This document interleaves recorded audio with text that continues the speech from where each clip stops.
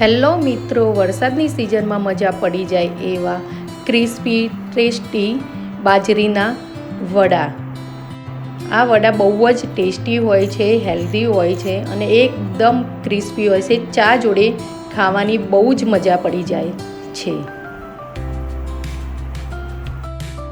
બાજરીના વડા બનાવવા માટે આપણે લઈશું સમારેલી મેથી, બાજરીનો લોટ, ઘઉંનો લોટ, મરચાં, લસણ ને આદુનો ટુકડો છે, અજમો, મીઠું, તલ, ખાંડ, દહીં, મરચું, હળદર, ધાણા જીરું અને લીંબુનો રસ. સૌ પ્રથમ આપણે વડા બનાવવા માટે મરચાં, લસણ અને આદુ મિક્સર જારમાં નાખી દઈશું. હવે એમાં આપણે થોડી મેથી નાખીશું અને સાથે જ આપણે ખાંડ નાખી દઈશું.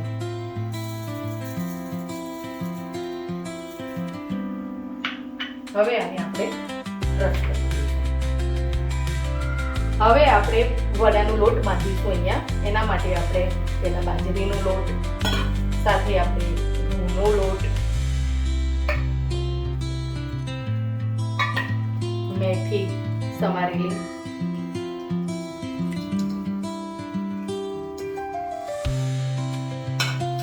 હવે આપણે જે ક્રશ કરીને મરચાં, આદુ, લસણ અને મેથીની જે પેસ્ટ લીધી હતી એ નાખીશું. સાથે લાલ મરચું, ધાણા જીરું અને હળદર નાખીશું. થોડોક અજમો આપણે આ રીતે મસળીને નાખીશું. થોડાક તલ નાખીશું. લીંબુનો રસ નાખી દઈશું. સ્વાદ પ્રમાણે મીઠું નાખીશું.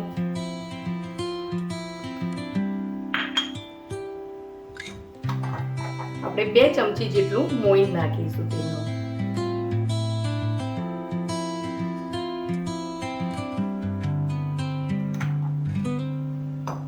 હવે છેલ્લે આપણે દહીં ઉમેરીશું. દહીં નાખવાથી વડા સોફ્ટ બને છે અને ટેસ્ટ પણ સારો આવે છે. હવે આ બધું જ મિશ્રણ આપણે મિક્સ કરીને એક લોટ બાંધી દઈશું. હવે આપણે આ રીતના મસળતું જવાનું અને લોટ બાંધતું જવાનું. હવે જરૂર પડે તો થોડું થોડું પાણી ઉમેરતું રહેવાનું. અહીંયા હું થોડું પાણી ઉમેરીશ. જરૂર પ્રમાણે પાણી ઉમેરતું જવાનું અને લોટ આ રીતના બાંધતું જવાનું.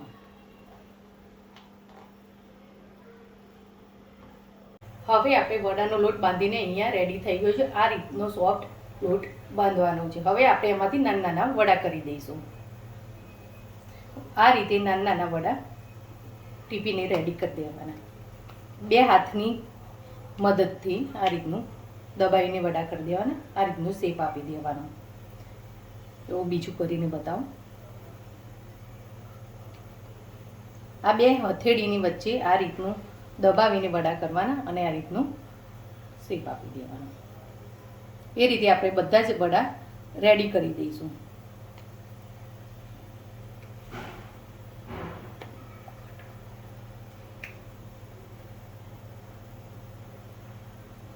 હવે આપણા વડા આ રીતે ટીપીને તૈયાર કરી રાખ્યા છે. હવે એને તેલ આવે એટલે મીડિયમ ટુ હાઈ ફ્લેમ પર ડીપ ફ્રાય કરવાના છે.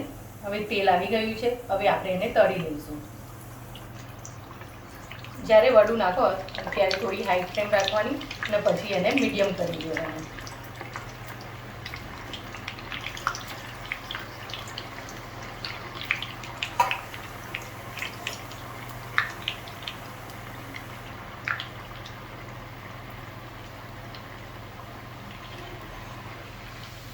આ રીતે આપણે ફેવરતા જઈશું.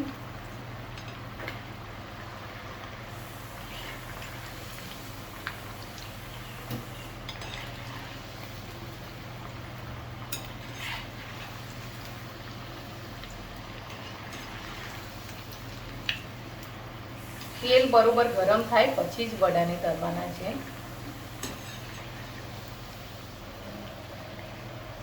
અને આ રીતે ઉપર નીચે કરતા રહેવાનું.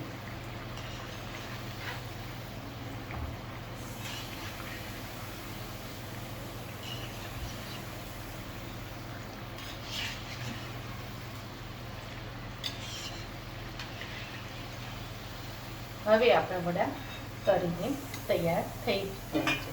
હવે આપણે પ્લેટમાં નીકાળી દઈશું.